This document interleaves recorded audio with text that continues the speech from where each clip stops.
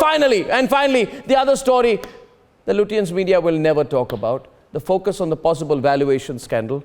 Over the last year, we saw how bloated valuations led to a wipeout of investor wealth in the stock market when they hit the IPOs. This time around, there's a company called Byju. Byju is in big trouble, everyone knows. It's financially in huge trouble. The losses, viewers, are staggering. And yet the valuation is mind-boggling. That's oxymoronic. How does it happen? How can ballooning, out of control losses lead to a bloating valuation at the same time? Viewers, something's wrong here. Let's debate. It is impossible to have not heard of Byju. From celebrity endorsements to FIFA sponsorships to cricket jerseys, the EdTech brand seems to be everywhere. But now, Byju is in the news for completely different reasons. A $22 billion valuation has got the brightest minds scratching their heads in confusion. In a mind-boggling financial jugglery, Byju reported revenues of over 2,280 crores, against which the losses were 4,500 crores plus, which means for the financial year ending March 2021, for every 1 rupee earned, Byju lost 2 rupees, and yet its valuations continue to skyrocket. Top business personalities from RPG Group Chairman Harsh Goenka to Biocon Chief Kiran Mazumdar-Shaw are pointing out how the valuations just do not stack up. A closer look at Byju's story will reveal how there were rampant acquisitions during pandemic of companies that only delivered losses. There is no CFO to the group, and layoffs to the tune of 2,500 people are being reported. The story of the highest valued startup only spells disaster. In fact, the loss-making, highly valued startup still owes up to 2,000 crore rupees to Blackstone projects for Akash Educational Services that Byju had acquired. For this reason, Byju, which was planning to go public this year, might have to push its plans further, and even that might not help, given the fact that we have seen similar firms like Zomato, Paytm, lose investor wealth to the tune of 1.3 lakh crores and more, despite high valuations. It is time to draw the line and ask the question, can valuation projections be reduced to mere illusions? Let's debate.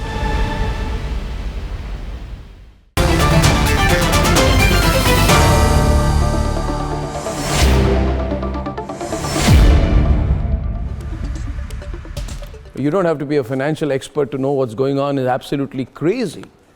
It's madness. And the problem in India's financial media, it doesn't have the guts to talk about it openly. They'll just make references to it, Nasir Salim. Somewhere small reference, somewhere, tiny little thing, question, take a copy from some international agency, not have the guts to talk about it openly. I don't know. What is this sort of cohabiting between the financial media and these companies? Mohan Lakhamraju is founder and CEO of Great Learning, Kishore Subramaniam, founder of Sri Consultants, and Vibhor Varshni, Vignahara Investments on one side, and on the other side, questioning Byju and these kind of valuations is Sushil Kedia of Kedianomics and Nasir Salim, managing partner of Flexi Capital. Sushil, a valuation 75 times their revenue, 17 times the loss it was making in 2020 is made in 2021. This company should have no valuation. Right. This company should have negative valuation. Absolutely. So what's the logic here? What's going on? See, Arnab, what happened is this world actually went through some very funny macros. A company that has very questionable books of accounts where the auditor refuses to sign them, where they have, a minor dent in revenues, but a bloat in losses, is a Ponzi. And a Ponzi that grew in a world which went completely absurd financially. A couple of years ago, this world went through a state where interest rates became as good as free. Money became as good as free. In some parts of the world, in some of the major economies of the Europe, actually people had to pay interest to the banks for holding their cash. Interest rates had gone negative. Money had become an ugly word. Nobody wanted to hold money. So the discounted cash flow model in such a funny world, that should never happen, but happened once in 300-400 years of organized financial markets, where any business that will lose money Let me explain, will ask you actually get simply. valued. Let me ask you simply, because we should not use very, very over technical terms here. Okay, Let me just put it very simply. Yeah. Okay? This is a company neck deep in losses and Yes. no way out, right? It's making 4,500 crore losses. Vibhor, 4,500 crore losses in 2021, right? Am I right? On a revenue of 2,280 crore, which means their cost is 6,700 crore or 6,800 crore, and their losses are 4,500 crore. Where's the value? Where's the value? The value is zero. Yeah, but where's the, how do they get a 22 billion US dollar valuation? What's the scandal here? Vibhor, Kishore, Mohan, any of you? Who would like to take that? Okay, Yeah, I would Mohan like wants to to take take that. that. Yeah, Mohan, go on. Oh, okay, first of all, you've got my name wrong. My name is Kishore Subramanian. That's wrong. Kishore, But go on. okay, getting to the point. See, in today's day and age, it is not an old-style brick-and-mortar business. You know, today valuation is more about customers, the number of customers. Let's understand that Byju has 115 million students. That's a big number. We are not talking about valuations purely from a gross revenue and an EBITDA and a net revenue. Valuations, see, by that logic, if you argue that Byju is net sum zero gain, then Amazon India should be zero. We are talking of every startup which has become a unicorn, a decacorn across the globe, having valuations which are higher despite the fact that One minute. Just ask a question here. Just hold it there. Kishore, you talked about Amazon, okay? Now, we are all informed people out here, okay? Did the valuation of Amazon go down after the revenues went down? They went up during COVID. Ask Nasir right now tonight. The valuation went up during COVID. Jeff Bezos became a very rich man. Post that, it fell down. Supply chains changed. Economy changed. Consumer patterns changed. Valuation went down. So, one second. Amazon can do a lot of capital dumping in India. But the bottom line is, every investor in America will look at the overall business. Okay? Now, where's the overall business in Byju? You talked about subscribers, consumers. It must add to something. Where's the revenue? The question is, where's the revenue? You're saying revenue will come one day, one time in the future. Nasir, he's saying someday into the future, the revenue will come. Till then, be patient. That's the argument. Isn't that the argument? I'm not, no, I'm not saying someday in future. I am telling you that today there is revenue. It's an absolute clear business where there are students paying fees. Of course, students are paying fees, but you're losing 4,500 crores. Come on. Yeah, okay. Nasir. No, if you 21 Let's understand the model first that Byju is trying to play out on its balance sheet. As Mr. Kedia rightly said, we look at paths to profitability. My question is very, very simple. Are these valuations justifying the paths to profitability? The fundamental question, nobody is questioning the Byju's model. We are questioning the balance sheet here. And what we have to understand, if you put the lens on and to understand from a balance sheet perspective, very simply, Arnab, is that Byju has been buying revenue. It's been buying revenue from its valuation that it's raising, using cash burn to buy revenue. They have not generated that kind of revenue in the last few quarters. If you look at White Hat Junior, some of their allied businesses are loss-making. Today, their core business, if you see, Arnab, that should be valued independently. Today, what they are doing is they're going out and buying revenues from different balance sheets and consolidating it under their own balance sheet and saying that there is a valuation multiple of $22 billion that they're trying to raise. I disagree with that model.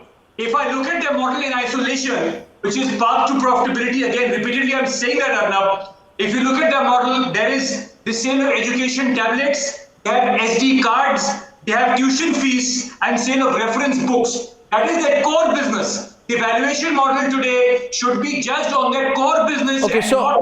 So Nasir, I want to simplify this.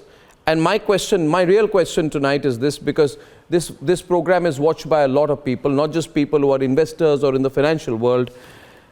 Why should people care? Is the question, right? a company does well, a company does badly, a company mounts losses, a company collapses, a company makes losses, the investors make losses. Why should people care? I know the answer, but I want to hear it from maybe some of our panelists. Why should it matter to anyone watching the debate tonight if Byju does well, collapses, or whatever? How does it matter? They are not paying the thousands of crores to the BCCI.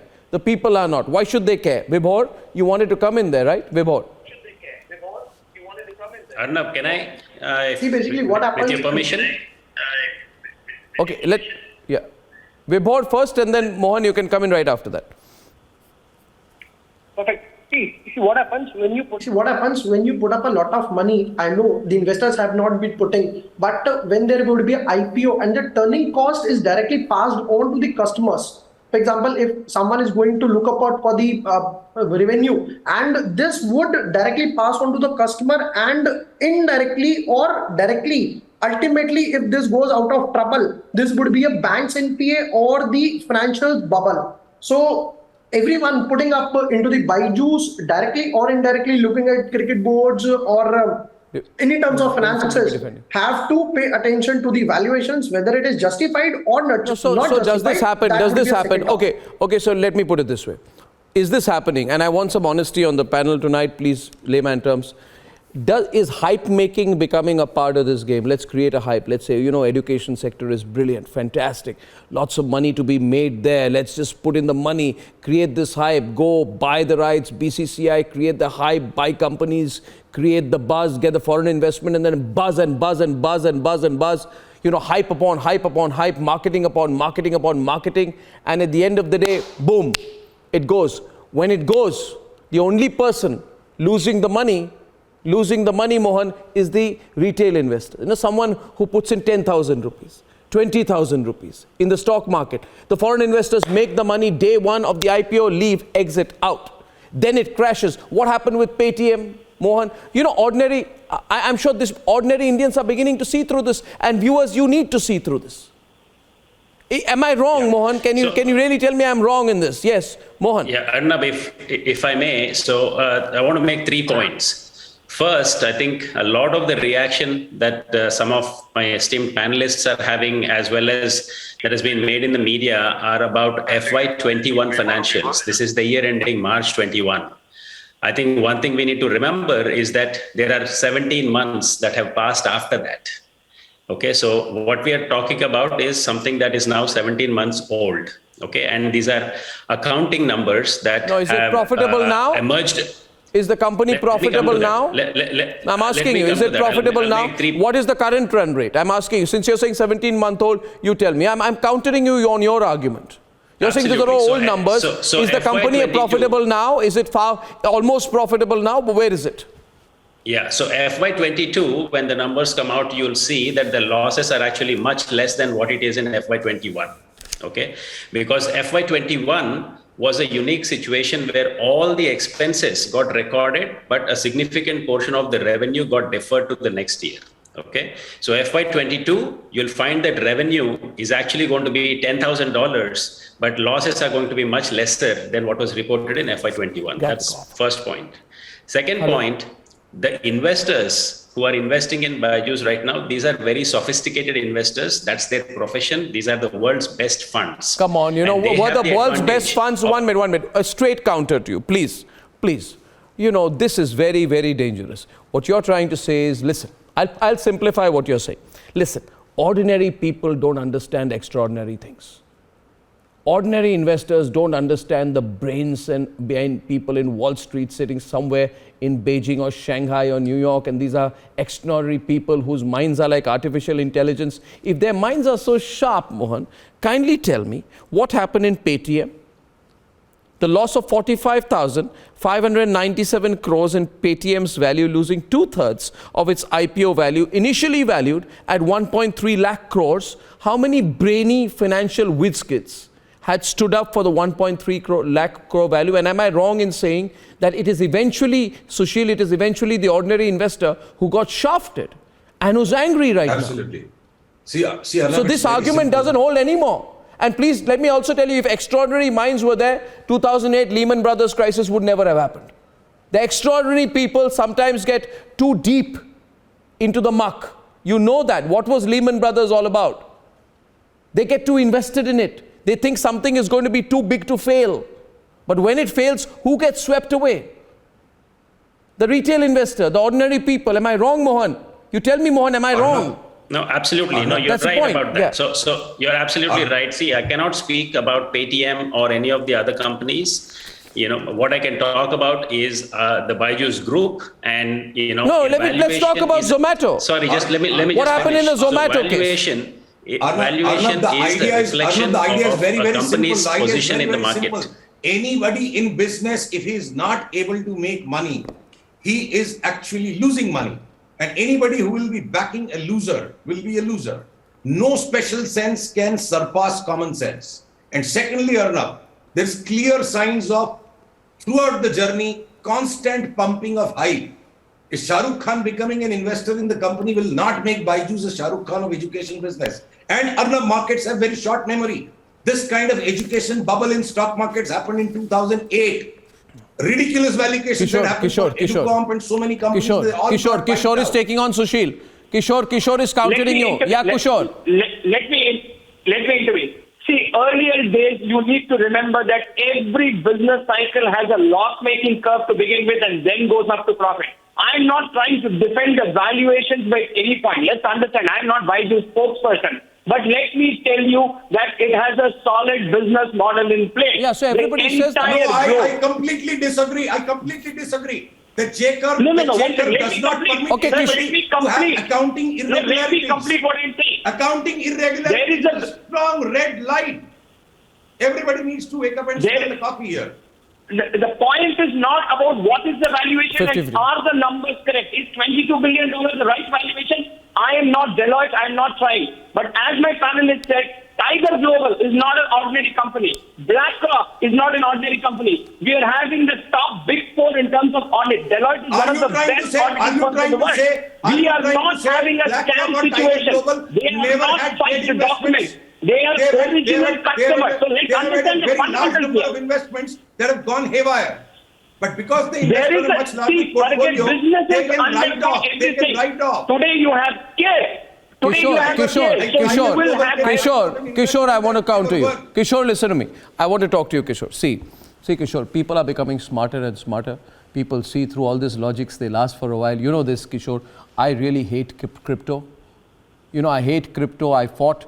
I told everyone that, these news channels taking money, Nasir knows it, are taking money from crypto, trying to tell people crypto is a good thing. They're doing such a great disservice. There's one channel which never compromised on crypto.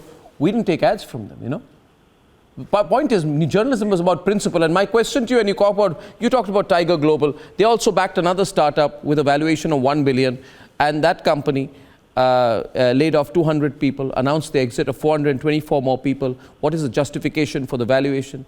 You're talking about big companies. I know another big company, food delivery, stock market gain 18%, net loss 1,200 crore plus for the March quarter of the financial year. How is that justifiable? I'm asking you, there is this, this is big hype. Nasir, what's going on right now?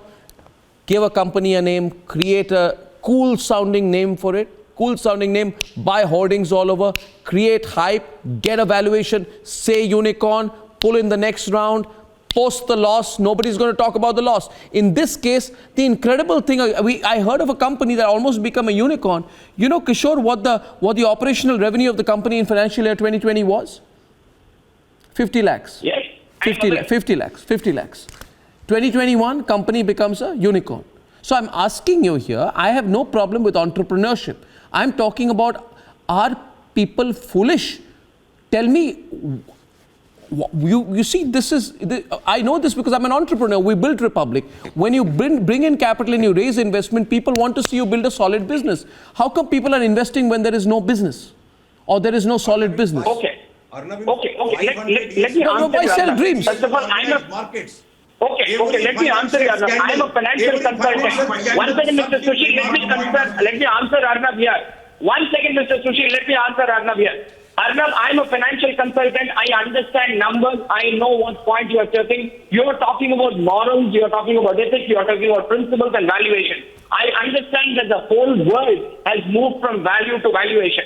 But let's understand three principal points here. Point number one, Byju's model is not a scam. Point number two, there are actual customers, there is no accounting fraud.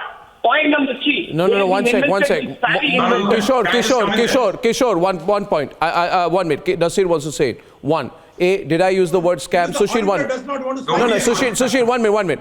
Did I use the word scam? No. Did I say accounting fraud? No. But is it possible that someone's got their business wrong or has inflated or bloated the business to a point where it becomes unsustainable? Possibly. And I think the job of intelligent and smart people like you is to see through that. And I have a problem. So, I believe good business, good ethics, good values go together. Okay, now we have a fight going on here.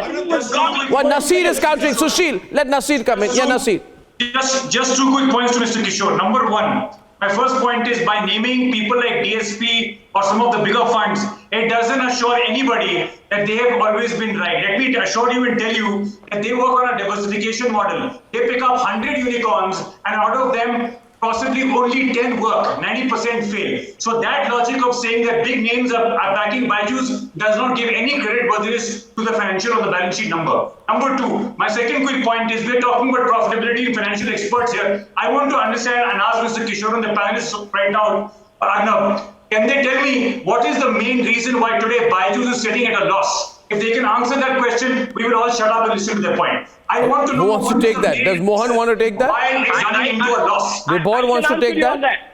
Let Vibhor take that because in limited time he hasn't spoken. Vibhor, answer that. Vibhor, what do you think? Okay, see, ultimately, your valuation is a reflection of a company's market position and future prospects. Okay, what are investors betting on? Investors are betting on how much money can this company generate in the future. Okay, now if you look at Byju's, it is by far the market leader in a market the size of India with the world's largest young population. Yeah. Number one. Absolutely. Number two, as I said, the last 5 months, the company has been generating over 1,000 crores of revenue. Investors have the benefit of the latest information.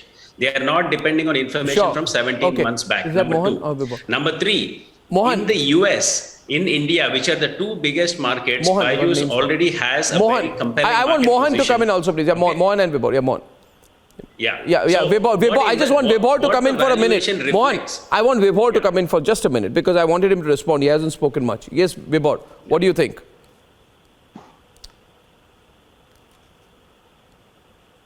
I don't think he's got the connection there. Sushil. Quick points, Arnab. No, I just this whole point. They're saying basically we're investing in the future, he says. We're investing in the future. You are not understanding the future. Kishore and Mohan have seen the future. You haven't. Arnab, in the most glorious financial and investment debacles, Ponzi's and scams, I am not yet calling Byju's one. For example, Enron, every remarkable investor on the globe was an investor. So don't give me the story that Tiger Global never went wrong. They went horribly wrong, but they've got hundreds of investments. Point number one. Point number two. Point number two, Kishore, I let you talk. Kishore, I let you talk. Don't talk over me. I let you talk. Now let me finish. Kishore, let me complete. I never said there is an accounting scam, but there is a deep accounting concern.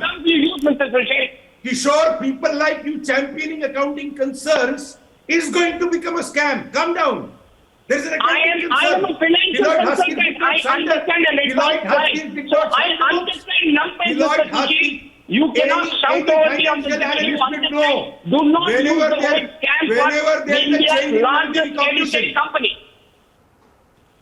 Kishore, whenever there is a revenue recognition problem, a scam is building. Okay, you go and stay invested in this scam. I'm not going to do it. Any time in financial history, revenue recognition is a problem. Okay, viewers, this is becoming it's a warning sign. You know the Byju's. The Byju's guys tried to contact us, and we told them, okay, come on the debate. They kept contacting. When they knew this debate was on, they contacted our people. We said, okay, come on the debate. I still think they should come on the debate. Their top-level management should come on the debate. We'll have an open debate. That's an offer to them. And ladies and gentlemen, we debate the issues that matter and the issues the other media doesn't. And I shall see you with more of that tomorrow, sharp at 9. Good night and goodbye.